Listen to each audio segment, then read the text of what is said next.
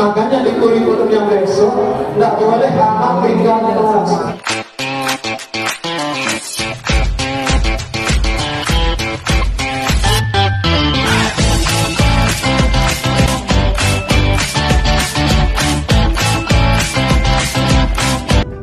Assalamualaikum warahmatullahi wabarakatuh.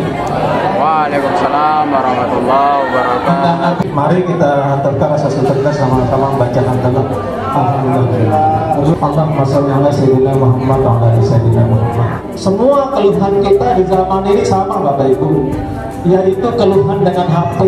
Sama apa enggak? Coba saya tanya sekarang, bisa nggak kita geser program pendidikan itu ke negara sekarang? Jauh. Makasih kita bilang nggak bisa. Atau HP ini kita kembalikan ke zaman yang SD. Apa sih sebenarnya? Setiap zaman ada generasi. Setiap generasi ada zamannya. Nggak masalah dengan HP. Kita sepakat ya? Karena nggak bisa kita geser. Zaman ini kembali ke zaman yang dulu nggak bisa. Yang kita harus cari solusinya sekarang kita manage, kita atur, lebih buatkan dia jalan. Tidak sepakatan. Gitu. Misalnya mulai kenapa boleh 3 kali seminggu boleh, 2 hari seminggu boleh, atau setiap ada tugas-tugas dari sekolah pergi cek dulu. Di sekolah masih membutuhkan anak-anak ini bawa HP karena ada hal-hal tertentu yang harus dibimbing. Tapi kita anak dulu jangan ada guru di kelasnya. Benar tak dia akan tugas sekolah? Nah, itu sekolah sampai yang tekankan kata gurunya, ketika anak di bawah HP tak bawa HP, HP-nya langsung diambil sama guru itu datang diambil. Nanti pas jam makan saja baru anak itu dikasih, kalau sudah selesai ambil lagi, itu yang ada di sekolah. Nah kita sepakat betul. Jangan kita lakukan. Dan kedua caranya Bapak Ibu, ada orang-orang ahli, ada yang bisa membantu kita. Bisa kita informat HP yang bisa dipegang oleh anak. Ada tempat informatnya, konten-konten yang bisa diakses anak-anak, khusus itu saja yang bisa HP-nya minta disetting dulu, diatur. Nah ini untuk pemanfaatan HP. Makin Bapak Ibu ada kebijakan baru dari Menteri, namanya Merdeka Belajar. Yang pertama itu menghapus ujian nasional. Dulu kan ujian nasional anak-anak kita yang kelas 6 bukan ada ujiannya, tetap ada ujiannya, tapi namanya ujian sekolah. Pengadaan soalnya berhenti dari pusat, tetapi dari sekolah sendiri, dia yang soalnya, dia yang periksa, dia yang memberikan poin, dia yang memutuskan sekolah sendiri. Otonominya ke sekolah bagi anak-anak yang kelas 6. Sampai detik-detik ujian sekolah kita namanya ANBK. Kelas 4 sih kelas 5 berarti apa manfaat dari ANBK? Dengan ANBK ini anak kita dapat 4 soal. 1 soal literasi, kedua soal numerasi, ketiga survei karakter, keempat survei lingkungan belajar. Hasil ANBK ini untuk hasil rapor sekolah. Lalu kita terakhir dengan kita rapor sekolah kita baru kita sikat akun guru. Salah satu akun guru akun belajar. Tahu gitu? Niki bentuknya apa? Niki ya. Akhirnya dibandingkan dengan tahun 2022, iklim kemerdekaan SD Negeri 1 Kediri Selatan mengalami peningkatan paling tinggi di antara indikator lain. Dari seluruh capaian tahun ini, iklim kemerdekaan menjadi indikator dengan pencapaian terbaik. Meski demikian, kemampuan numerasi pada itu numerasi tapi ini boleh berhitung. Numerasinya adalah indikator dengan pencapaian terendah. Nah, kan kita tahu masalahnya. Berarti di situ soal itu masih kita kompetensinya masih rendah. Saya tanya guru-guru saya soalnya, ternyata soalnya guru kita masih kesulitan, apalagi muridnya. Itu masalahnya. Yang akan meningkatkan kompetensi guru di bidang numerasi. Nah ini literasinya hijau, berarti kalau hijau kayak ini udah bagus. Ya. karakter hijau. Apa lagi? Iklim keamanan sekolah hijau, berarti aman. Apa lagi? Iklim kebenekaan hijau. Ada enggak? Ada enggak indikator ini? Kualitas pembelajaran hijau, tentu baik. Cuma yang masih nilainya masih belum bagus adalah demokrasi. Apa masalahnya ini Bapak Ibu? Ada pelajari akan masalahnya di bawah.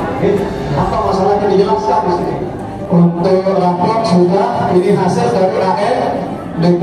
Yang pernah dapat akun belajar anak-anak kita di rumah ada.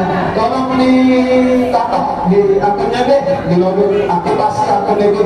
Hanya itu dipakai mengakses soal. Apa keuntungan akun belajar ini Bapak Ibu? Ini salah satu akun yang gratis dari pemerintah. Pemerintah bayar di Google. Kelebihan lagi anak-anak dengan akun belajar ini penyimpanan 20 giga.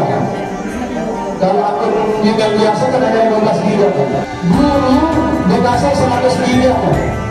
Saya sudah cek, Bapak Ibu sudah memakai berapa giga.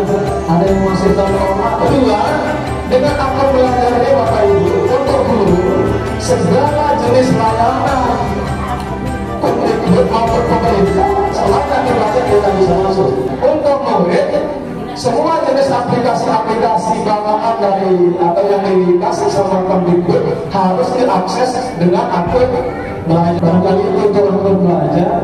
Kemudian yang berikut untuk kurikulum Bapak Ibu. Sekolah kita masih statusnya mereka belajar. Sementara sekolah-sekolah lain yang ada yang sudah statusnya mereka berubah dan mereka berbagi. Di kurikulum Merdeka ini kelas 1 2 fasenya namanya fase A. Fase apa? Fase A. Kelas 3 dan 4 namanya fase B. Ya. Kelas 5 dan 6 namanya fase C. SD 1 fase dulu, fase A itu materinya dia sama, kelas 1 2 itu pelajaran sama. Ya belajar kan? Makanya nanti ibu kalau beli buku jangan beli buku kelas 1. Cari buku yang bunyinya fase A. Lalu kelas 10 dijaga buku apa beli? Fase B. Lalu kelas 4 fase B. Lalu kelas 5 fase C, nomor kelas 6 fase C. Dengan berguna Pak Guru dan lalu guru-guru memuskil kelas 4. Lalu beda guru kelas 10 kenara, lalu beda buku fase B. Anak ya, beda beda. Di kurikulum apa? Di aplikasinya. Apa berarti ada kelas sekarang dengan kurikulum yang lain? Tetap ada siswa kelas 1, ada siswa kelas 2, 3, 4, 5 tetap ada. Tapi pelajarannya fase A untuk kelas 1 2, fase B untuk 3 4, fase C untuk kelas 5. Apa itu kelas berapa? Fase B. Anak umur 12 tahun sudah masuk remaja, mau taruh di kelas 1. Anak yang harus sudah belum umurnya dia harus sudah SMP, SMA masih terpaksa pilih belajar di belajar seumuran masih kelas 2. Kita permalukan apa enggak? Malu kan? Bisa stres tak? Anda pengen berbeda setuju apa deh? Wah, umurnya harus SMP, aku masih tak tenang deh kelas 2. Setuju belum? Pelanggaran tak? Itu gara-garanya salah satu penyebab kita untuk sekolah. Makanya di kurikulum yang besok tidak boleh anak tinggal di kelas. Bapak Ibu, tujuan dari pendidikan itu adalah hasil akhir. Hasil akhir ya. Nanti setelah dia besar, kayak yang pelingis ini hasil pendidikan dulu. Apakah pendidikan kita sama? Nah, ada yang sarjana, ada yang S1, ada yang tamatan SMP, ada yang tamatan SD, bahkan ada yang putus sekolah. Manakah yang kaya? Apakah yang sarjana saja yang kaya? Belum tentu. Apakah yang pintar-pintar itu dapat pekerjaan langsung otomatis? Belum tentu. Jadi tujuan pendidikan itu dididik ya jadi orang baik-baik, bukan untuk ujian jadi pekerja. kerja hebat enggak. Masalah bagaimana nasibnya itu takdirnya dari Allah. Allah bertugas untuk mendidiknya doang. Lakukan dia mantap baca Pak, kita tahu umurnya jemaah baru SMP ya juara kan? Ya apa enggak? Ya. Saya bilang sama guru, naikkan. Terus dia mantap baca Pak, jauh anak pelajaran dari kelas kenot aja. Pilu naik muruk-muruk belajar muda. Lain pelajaran ya sudah mantap. Ini ciri-ciri kurikulum merdeka. Terus ketelu dan kagak ranking. Ya, nggak boleh kita paksa guru dan bilang ranking kalau tidak umumkan guru. Apa dapatnya? Yang selalu diumumkan dia akan merasa jumawa, merasa paling hebat. Nah, yang tidak diumumkan dia akan garu-garu. Ya benar. Malu apa enggak yang tadi omong? Semua makhluk ada nyebut pot. Ya benar. Sementara yang diumumkan firman jiwa jeluh datang deh. Merasa ini pendidikan yang perlu diubah, Bapak, perlu diperbaiki. Semua anak kita besok semuanya jadi juara. Semuanya dapat penghargaan karena prestasinya beda-beda. Dia hafal Al-Quran hebat apa enggak? Umumkan dia juara hafal Al-Quran. Paling rajin bertanggung jawab bersih sekolahnya hebat apa enggak? Umumkan juara anak paling bertanggung jawab bersih sekolahnya. Sebab dia kan praktik nanti paling bersih balena kan? Eranya paling bersih balena silahnya. Ya, hebat mana? Semuanya dihargai Bapak Ibu. Dia mewakili, padahal dia tidak baca lagu wakilannya sekolahnya lalu lomba atletik.